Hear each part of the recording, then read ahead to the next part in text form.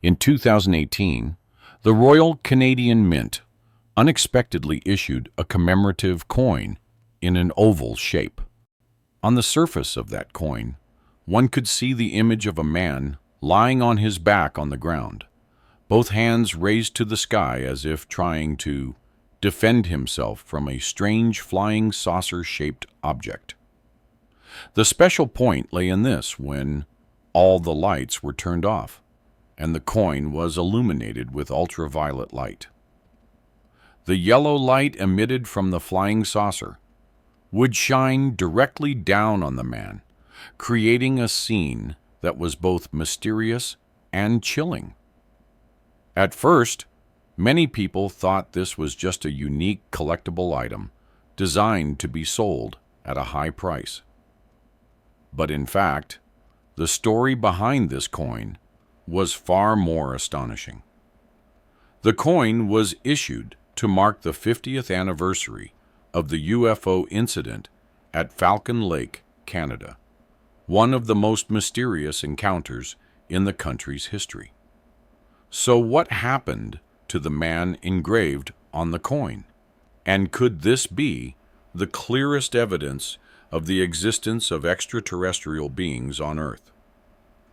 In today's journey, we will search for the answer to that question, where the boundary between truth and imagination becomes thinner than ever before. Falcon Lake, located in Whiteshell Provincial Park in southeastern Manitoba, is an area famous for its water systems, flood control, and power generation for neighboring regions. Not only that, this land also contains many precious minerals, such as quartz and silver, making it a destination for many people seeking to change their lives by finding treasure. Among them was Stephen Michalak, an industrial mechanic and an amateur geologist with a passion for gemstones. On the morning of May 20th, 1960, he set out from the town of Winnipeg, carrying a hammer, map, compass, notebook, and some food, heading toward Falcon Lake with the intention of conducting a geological survey. The sky that day was clear with gentle sunlight. It seemed to be just an ordinary day. Luckily, he soon found a beautiful piece of quartz and began digging. However, while he was focused on his work, a flock of nearby birds suddenly flew up into the sky with terrified cries. Stephen looked up and was stunned to see two cigar-shaped objects emitting red light hovering about 45 meters away. One of the objects quickly shot straight up into the sky and disappeared. The other gradually descended and landed on a nearby rocky ledge. That object changed color from red to light gray, then to the glow of molten steel, radiating a brilliant yellow light around it. At that moment, Stephen could only ask himself, what was the thing before his eyes? To avoid being detected, he hid behind a large rock, observing while writing down every detail and sketching the shape of the object in his notebook. According to his description, the object was about 10 meters in diameter and nearly 4 meters tall, with a round dome in the center and a door open on the side that looked like a large slit.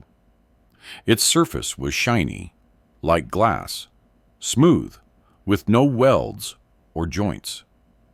When it landed, it emitted a strong smell of sulfur, along with waves of intense heat. Stephen also heard buzzing and humming sounds, like the noise of a strange engine drawing in air. That was exactly what appeared right before his eyes: an unidentified flying object. And to verify what he was seeing, the geologist decided to move closer. The metal surface radiated heat, and when he barely touched it, the tip of his rubber glove immediately melted. Startled, he instinctively pulled his hand back and stepped away to observe. A moment later, the side door of the object slowly opened. Thinking that there might be someone inside who needed help, he approached and shouted loudly, "If you are Americans, do not be afraid. If you need help, let me know." There was no answer. He tried again in Polish, Russian, and even German, but no one replied. Only hissing and buzzing sounds came from inside the cabin. Through the crack of the door, he saw multicolored lights flashing, but no sign of any person or creature. As Stephen stepped back, 3 metal panels slid across the opening, sealing it shut. Immediately afterward, the craft began to rotate counterclockwise, and a powerful stream of gas burst from its body, blowing Stephen to the ground. The shirt he was wearing caught fire instantly, forcing him to remove it and extinguish the flames on the spot. The undershirt beneath was also heated and scorched. In panic, Stephen could only see the object shooting up into the sky and disappearing completely, leaving no trace behind. He tried to fix his direction using the compass, but the needle kept spinning erratically. Then, feeling dizzy and nauseous, Stephen staggered out of the forest, vomiting and losing his sense of direction. Eventually, he stumbled back to his mobile room at Falcon Lake, then took a bus back to Winnipeg in a state of exhaustion. When he got home, he collapsed on the bed and fell asleep. Stephen's son, upon entering the room, immediately noticed a strong, foul smell spreading everywhere, a smell like a mixture of sulfur and burnt engine. The source of that smell came from Stephen's own body. He was immediately taken to the hospital. Doctors at Misericordia Health Center recorded clear grid-shaped burn marks on his chest and abdomen. Unable to determine the cause, they were forced to classify them as chemical burns. However, even after being discharged, his condition did not improve. His body continuously emitted a strange odor. He suffered from digestive disorders, headaches, dizziness, and severe weight loss. The family consulted more doctors, even psychiatrists, but no one could find an explanation. Red, itchy rashes on his chest kept reappearing in cycles of about 110 days, forcing him to take various medicines with no progress. Some experts suspected he had been exposed to radiation, but the tests showed no levels beyond the limit. After his health gradually stabilized, Stephen began to worry about others. He believed that if he could experience such a strange phenomenon, others might as well. And if it was something dangerous, the public needed to know. That thought made him decide to make the whole story public. Stephen contacted the local newspaper, the Winnipeg Tribune, where reporters and photographers came to his house for interviews and recordings. A few days later, the article titled, "I Was Burned by a UFO," was published, immediately causing a sensation. The incident spread rapidly, not only in Canada, but also through international news channels. Many original photos from the event still exist today: the burned shirt, the melted glove, and pieces of remaining fabric. These pieces of evidence made the case difficult to completely dismiss, as they were rare physical proof in a UFO story. Due to the enormous public attention, the Royal Canadian Mounted Police officially launched an investigation. Their goal was to verify the story, collect evidence, and clarify the unusual phenomenon at the scene. At the location believed to be where the craft had landed, police discovered a black circle about 4.5 meters in diameter, with vegetation completely scorched. There were no signs of artificial materials or metal fragments, which made the investigation even more puzzling. Samples of soil, moss, and lichen were collected and sent to a laboratory.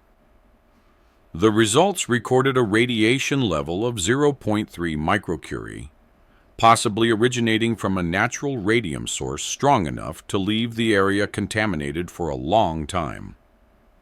This finding matched Stephen's testimony, who said he felt sick after close contact with the object. Along with the site inspection, the RCMP also interviewed witnesses and conducted psychological evaluations. Many suspected Stephen made up the story to gain fame, but records showed he was clear-minded, had no history of mental illness, was not superstitious, and had never sought attention. In fact, Stephen was described as an atheist who had not believed in extraterrestrials before. That made his testimony even more credible. At the end of the investigation, the RCMP reached a rather surprising conclusion. This incident is beyond the ability to be explained by ordinary means. According to the Air Defense Cooperation Procedures between Canada and the United States under NORAD, the North American Aerospace Defense Command, all cases involving unidentified flying objects were shared with the U.S.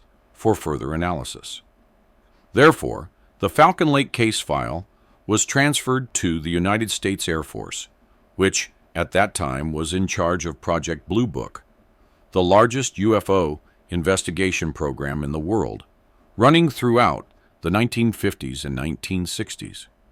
The goal of the project was to determine whether these objects posed any threat to national security and whether such phenomena could be explained by natural or human technological factors. Shortly after, the incident at Falcon Lake quickly drew special attention from the United States Air Force. After Canada reported unusually high radiation levels at the scene, along with strange burn marks on the body of Stephen Michalak, the case soon came under the observation of the U.S. Air Force. Those details matched many events they had previously recorded in Project Blue Book, so Falcon Lake was officially included in the program's investigation scope. The U.S. Air Force assigned this case to the research team at the University of Colorado, led by Dr. Edward Condon. This was an independent scientific program funded by the government to objectively evaluate reports across North America. Condon's team was tasked with verifying witness statements, analyzing samples, and determining whether the phenomenon originated from nature, human technology, or something else. When conducting tests, they focused on soil and metal samples taken from the scene.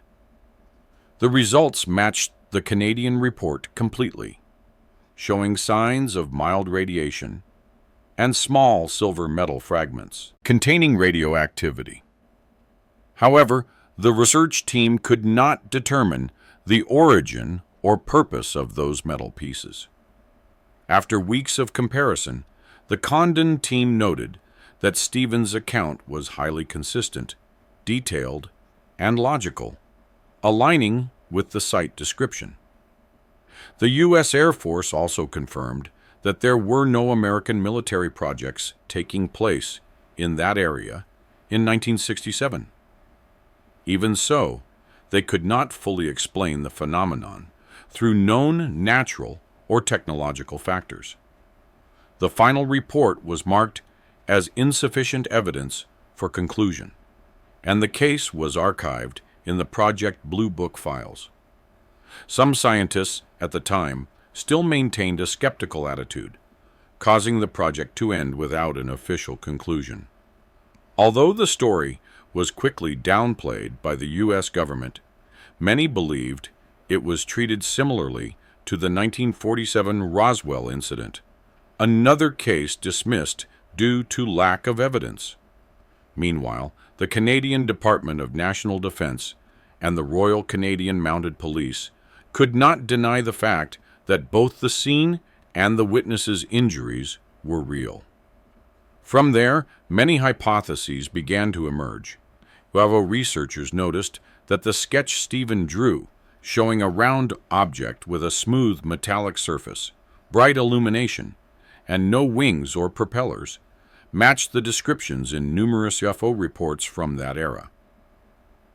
Those characteristics alone were enough for many to believe that Stephen had encountered some kind of extraterrestrial spacecraft. Some theories suggested that the object operated on plasma, or strong magnetic energy, capable of generating heat and light, consistent with the burn marks and sulfur smell described by the witness. Some even believed that intelligent beings were inside the craft, and that Stephen's burns might have resulted from a defensive reaction when he approached too closely.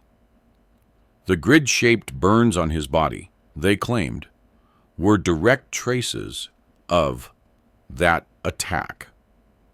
A number of scientists also showed interest in this possibility, notably Chris Rutkowski, a Canadian researcher and educator who has spent more than 30 years studying UFO records.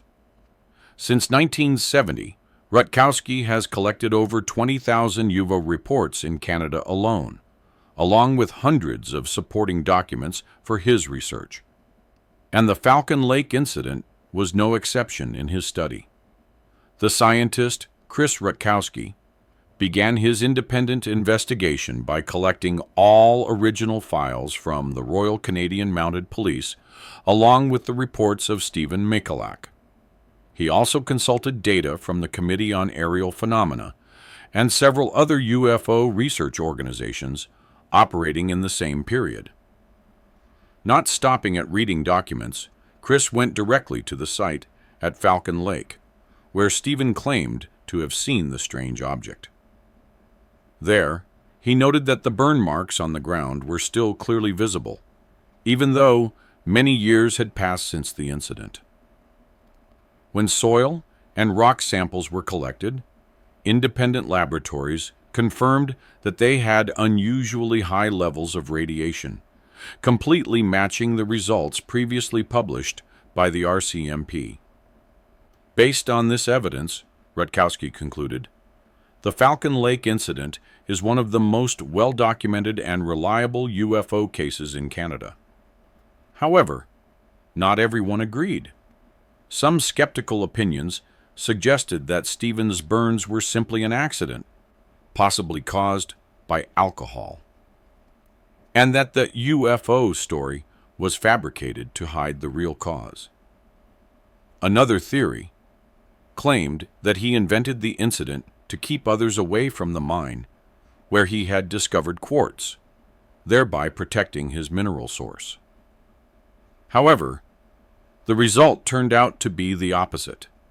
Media and public interest brought hundreds of people to Falcon Lake to see the so-called alien traces with their own eyes.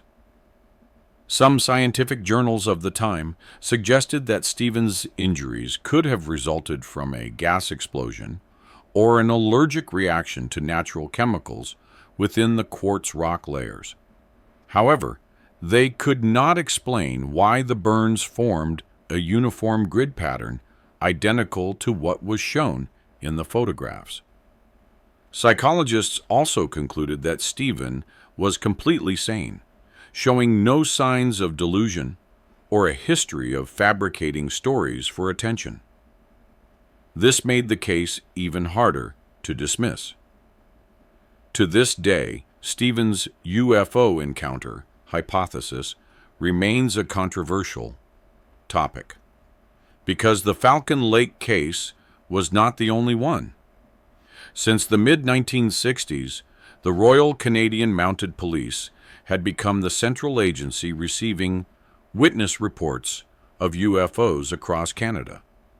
However, many records were kept classified and later forgotten, making it difficult for scientists to access them for research. By 1989, when the Falcon Lake Incident was brought up again, an independent report revealed that Canada recorded an average of 140 to 150 UFO cases each year, and this number continued to rise.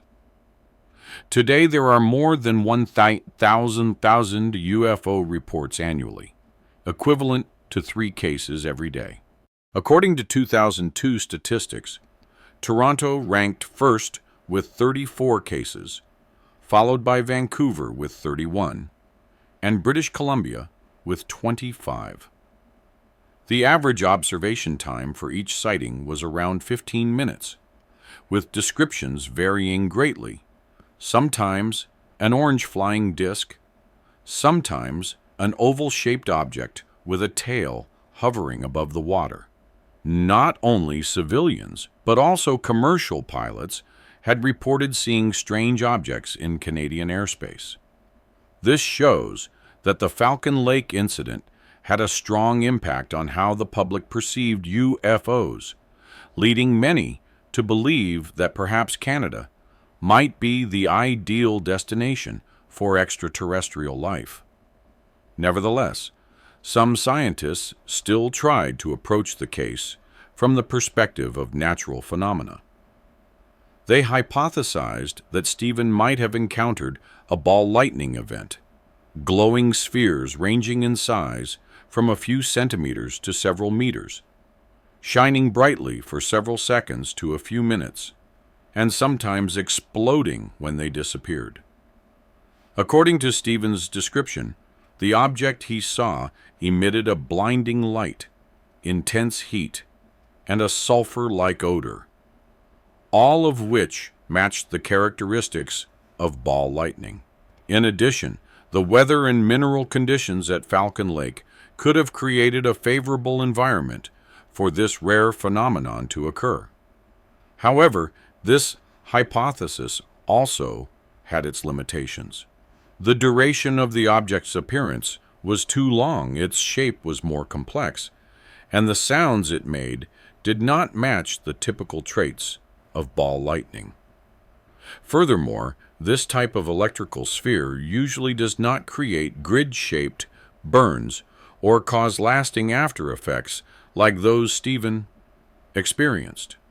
Therefore, although ball lightning was a hypothesis worth considering, it could not fully explain the incident, especially the strange symptoms that appeared after Stephen's contact with the object.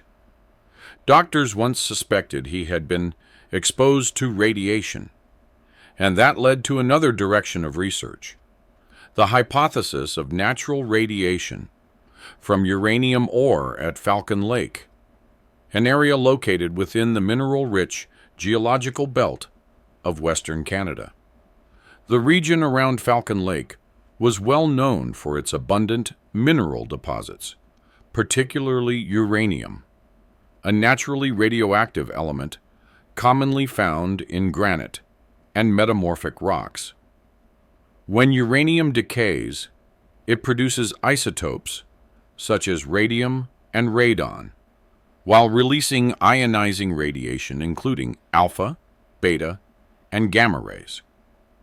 If humans are exposed to sufficiently high levels of radiation, symptoms can appear quickly: nausea, fatigue, headaches, skin burns, and weight loss, all of which matched the condition Stephen Michalak suffered for months after the incident. Reports from the police and laboratories confirmed that the site where Stephen encountered the strange object showed higher than normal radiation levels. However, the measurement results indicated that the radiation was not strong enough to cause the severe burns found on his body, leaving the natural uranium hypothesis with many gaps. Some scientists believed that the phenomenon at Falcon Lake might have been a combination of multiple factors, including geology, weather, and rare chemical reactions. But to reach a definite conclusion, more independent studies would be needed. Even so, the natural radiation hypothesis was still considered a more reasonable approach than supernatural explanations. However, alongside the scientific analyses, another theory quietly emerged: the theory of government concealment. Many believed that both Canada and the United States had reasons to keep secret what really happened at Falcon Lake. At that time, the world was at the height of the Cold War. Both superpowers, the United States and the Soviet Union, were particularly interested in UFO reports, fearing that they might be technologies developed by the other side. As a result, every incident involving unidentified flying objects was closely monitored and tightly controlled. Right after the Falcon Lake incident spread, Canadian military forces were deployed to the site. Reports stated that the area had been completely sealed off to check radiation levels and collect evidence. The presence of the military led the public to question, could it be that they found something the government did not want to reveal?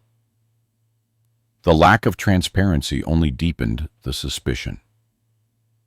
We have a witness, a sketch, and clear physical evidence, yet the final conclusion was unidentified. Even Stephen himself faced difficulties when trying to contact the authorities for medical assistance or to verify the scene again. Being ignored only strengthened the belief that the story was being suppressed. Later, when part of the official documents were declassified, many believed that the truth would finally come to light. But what they received instead was a series of heavily redacted reports, with many pages completely blacked out, and details about radiation levels, samples, and the scene omitted. Some records were even marked as original lost or storage location unknown.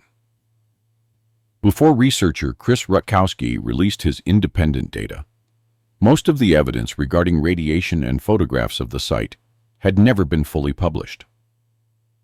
And that led the public to ask one simple yet haunting question.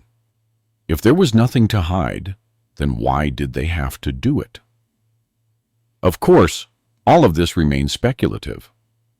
There is no conclusive evidence proving the existence of a large-scale conspiracy. But it was precisely this ambiguity that helped the Falcon Lake incident become one of the longest-lasting mysteries of the 20th century, and the theory of government UFO cover-up continues to fuel public curiosity to this day. Stephen's story eventually spread beyond the borders of Canada, mentioned alongside Roswell 1947, becoming an icon in UFO culture. Debates followed one after another. Everyone had an argument, but no one could present definitive proof. After more than 3 decades of enduring burn after effects and illness, Stephen Michalak passed away quietly, taking with him what he could never prove. However, his influence continued to spread. The people of Canada began to take greater interest in UFOs, and the government received countless letters demanding the full disclosure of all records. UFO research clubs appeared everywhere, working together to speculate about what had happened in 1967. In 1983, when the Access to Information Act came into effect, investigators filed requests to classify the Falcon Lake records. The data they obtained was incomplete, yet sufficient to confirm that something unusual had indeed occurred. 35 years later, in 2018, Canada issued a commemorative coin marking the 50th anniversary of the Falcon Lake event, the very luminous coin we saw at the beginning of this video. This event once again revived old memories, making the case a hot topic across international UFO forums. That special coin quickly became a valuable collectible item, a symbol of one of the unresolved mysteries in Canadian history. But behind all those extraordinary stories, the one who suffered the most was still Stephen Michalak. The theories claiming that he fabricated the story for fame heavily damaged his reputation and spirit, causing him to spend the rest of his life in doubt and isolation. Even his son once spoke out to defend his father, saying, "He was just an ordinary mechanic with a passion for geology. If he could have made up such an elaborate story, then he must have been a genius." Yet despite that defense, public skepticism never ceased. And that very doubt unintentionally caused the truth about the Falcon Lake incident to fade into oblivion, without us ever realizing it. To this very day, we still cannot know exactly what Stephen Michalak encountered at Falcon Lake, Canada. The vague details, the redacted fragments of information, and the evidence that has never been fully released have all made the case one of the greatest mysteries in modern history. From research laboratories to small caves where people still talk about it, the story continues to be retold, accompanied by a series of ongoing theories. Was it a secret military experiment, or the first evidence showing that humans have truly come into contact with extraterrestrial life? The greatest question remains unanswered. Is the truth being hidden, or does it simply lie beyond our understanding? Perhaps the truth about the Falcon Lake incident will forever remain a mystery, and each time it is mentioned, that spark of curiosity ignites again, as a reminder that there are still many things in this world that humanity has yet to reach. If you found this video helpful and want me to continue creating more stories like this, please press like, share to spread the information, and subscribe to the channel so you won't miss the next videos about unsolved mysteries.